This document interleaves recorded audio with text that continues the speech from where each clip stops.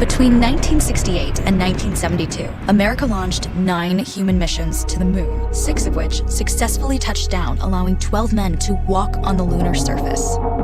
NASA's next chapter of lunar, but also to prepare for ever more complex human missions to Mars. In short, everything we must be able to do here, we must first do here. So, what will an Artemis mission look like?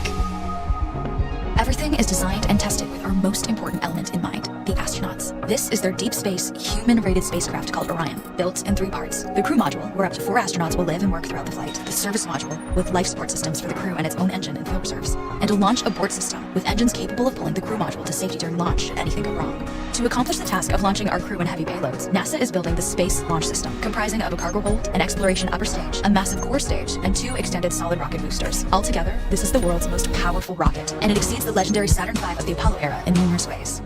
Sitting on the launch pad, the entire rocket, fully fueled, weighs just over 6 million pounds, 5.2 million of which is just the fuel.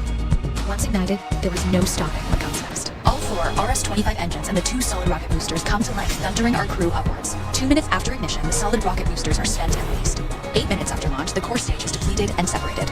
The upper stage fires briefly, placing Orion into a parking orbit around the Earth. Operation upper stage engines to leave Earth entirely. The exact timing of this maneuver is critical to reach a speed that can escape Earth's gravitational pull, but also put Orion on a course that will intercept the moon days later.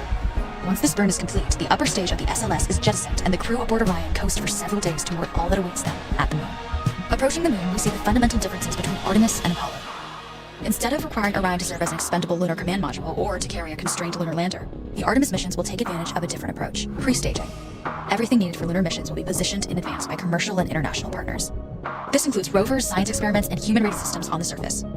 But it also includes a dedicated lunar station in orbit around the moon called Gateway. Here at the station, we can pre-stage a robust lunar lander and establish a strong communications relay. Designed with open standards, the Gateway can be expanded as new missions and partnerships develop, allowing multiple human missions on the moon at the same time, and enabling ongoing science to be conducted even between human missions. The Gateway is also capable of adjusting its orbit to allow access to every part of the moon, something the Apollo missions could not do. But the real key in this approach is placing Gateway in a unique halo orbit to perfect the maneuvers needed for Mars missions. And with the growing list of commercial and international opportunities, Gateway is the ideal hub between Earth and all that lies beyond. Returning to our crew as they approach Gateway, the Orion must match the elliptical orbit of the station in order to successfully dock. Once on board, pre-selected crew members transfer to the lunar lander, while those assigned to Gateway remain on station. The lunar lander system itself is built for 3 unique steps: descending from the halo orbit of Gateway down to a low lunar orbit, descending from low lunar orbit to the surface, and once the lunar mission is complete, launching from the surface of the moon and ascending all the way back to the orbiting Gateway.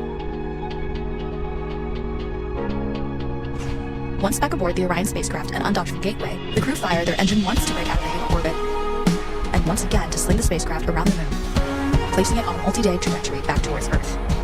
As they near the end of this journey, the service module is released, and the crew module is oriented heat shield first. Entering Earth's atmosphere at 25,000 miles per hour, the friction of air slows Orion considerably, while also subjecting it to temperatures of 5,000 degrees. With the Orion now at just 300 miles per hour, a series of parachutes uniquely tested and produced for this moment deploy, decelerating the craft to just 20 miles per hour for splashdown. With each successful mission, Artemis ushers in the next wave of men and women to explore our moon and prove